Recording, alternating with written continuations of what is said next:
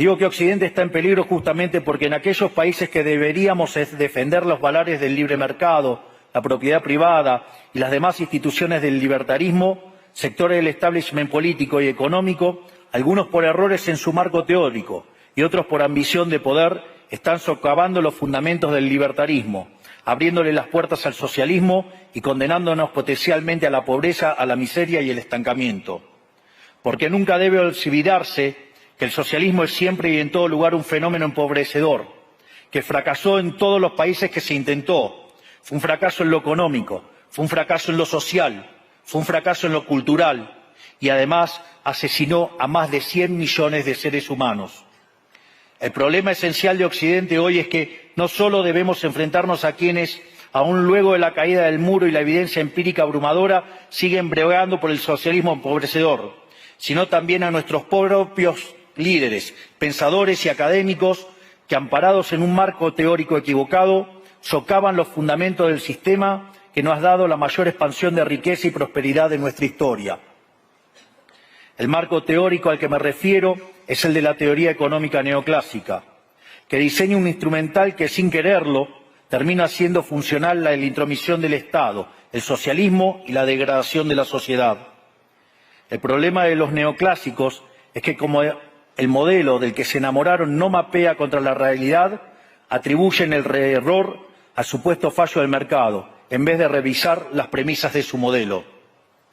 Sobre pretexto de un supuesto fallo de mercado, se introducen regulaciones que lo único que generan es distorsiones en el sistema de precios que impiden el cálculo económico y, en consecuencia, el ahorro, la inversión y el crecimiento.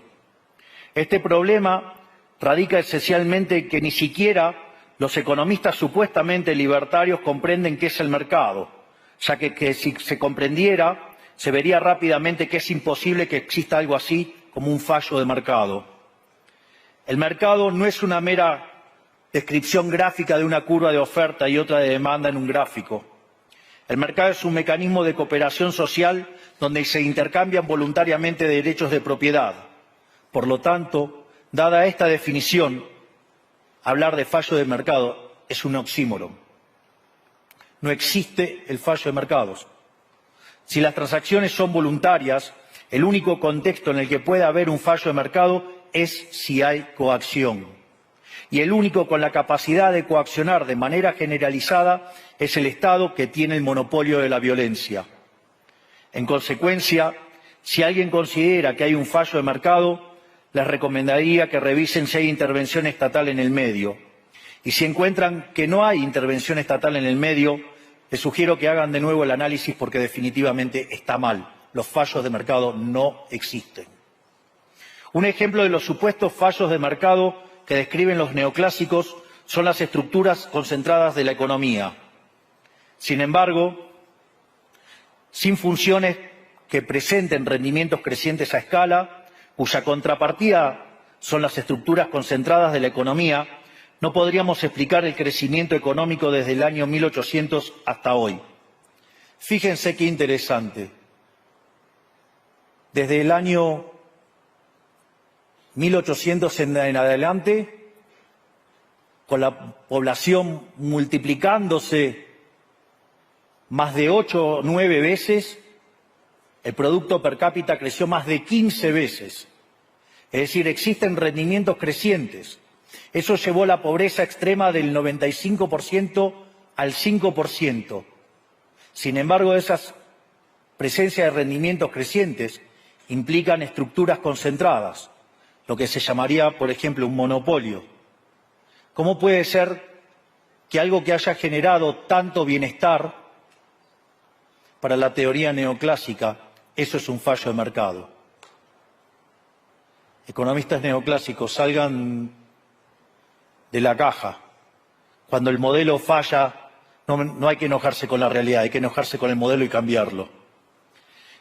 El dilema que enfrenta el modelo neoclásico es que dicen querer perfeccionar el funcionamiento del mercado atacando lo que ellos consideran fallos, pero al hacerlo no solo abren las puertas del socialismo, sino que atentan contra el crecimiento económico.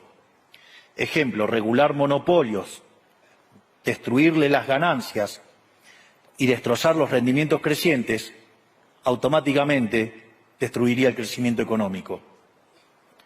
Dicho de otro modo, cada vez que ustedes quieran hacer una corrección de un supuesto fallo de mercado, inexorablemente, por desconocer lo que es el mercado o por haberse enamorado de un modelo fallido, están abriendo las puertas al socialismo y están condenando a la gente a la pobreza. Sin embargo, frente a la demostración teórica de que la intervención del Estado es perjudicial, la evidencia empírica de que fracasó porque no podía ser de otra manera, la solución que propondrán los colectivistas no es mayor libertad, sino que es mayor regulación, generando una espiral descendente de regulaciones hasta que todos seamos más pobres y a la vida de todos nosotros dependa de un burócrata sentado en una oficina de lujo. Dado el estrepitoso fracaso de los modelos colectivistas y los innegables avances del mundo libre, los socialistas se vieron forzados a cambiar su agenda.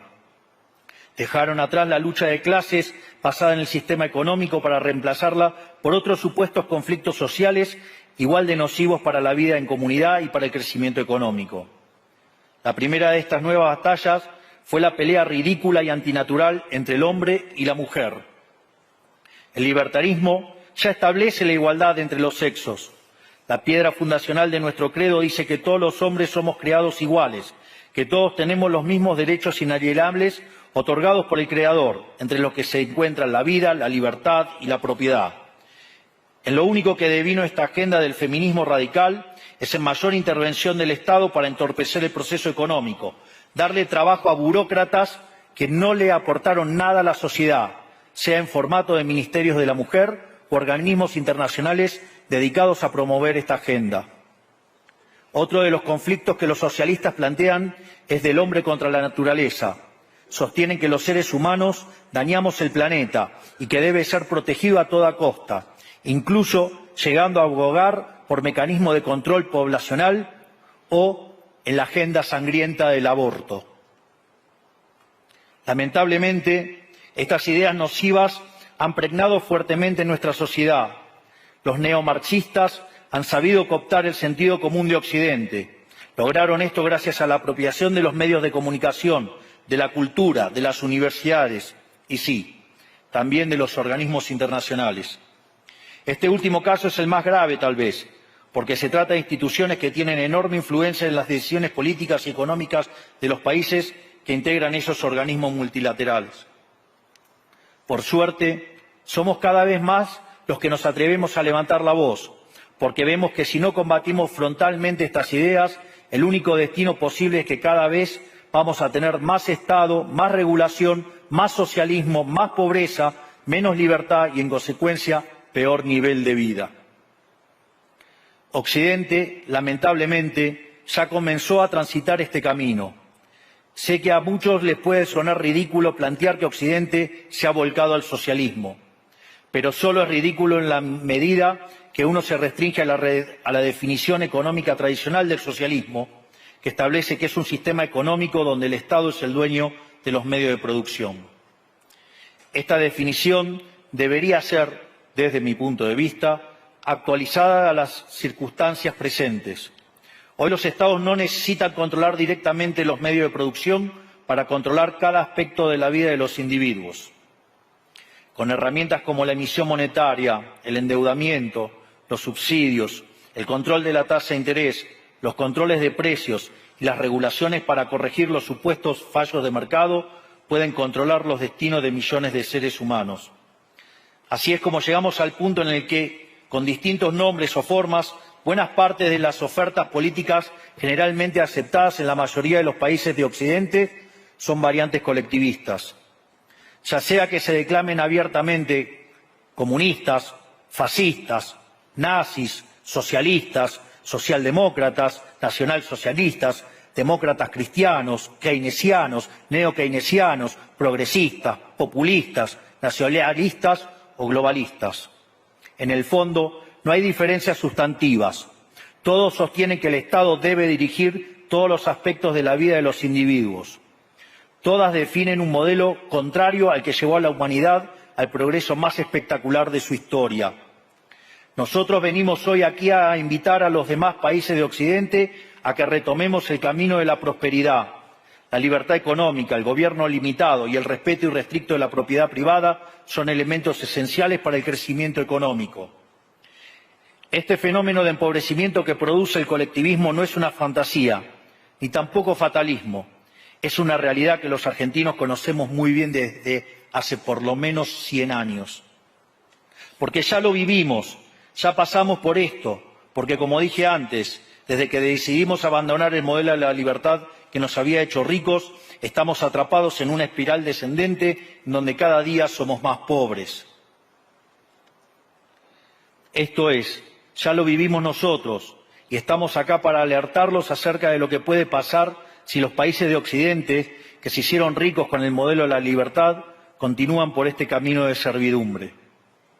El caso argentino es la demostración empírica de que no importa cuán rico seas, cuántos recursos naturales tengas, no importa cuán capacitada esté la población, ni cuán educada sea, ni cuántos lingotes de oro haya en las arcas del Banco Central.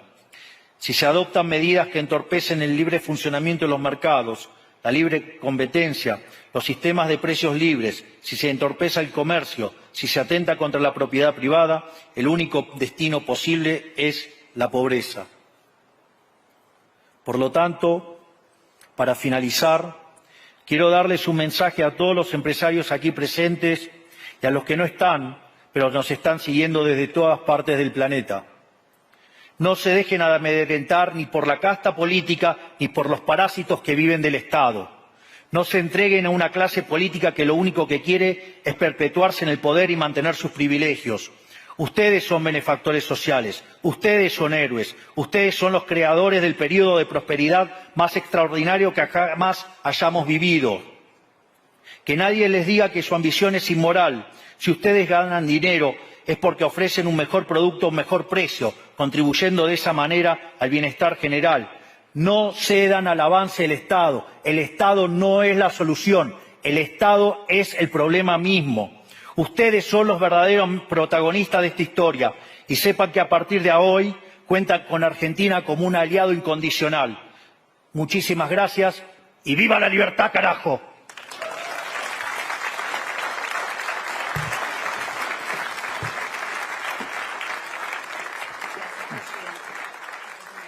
Gracias.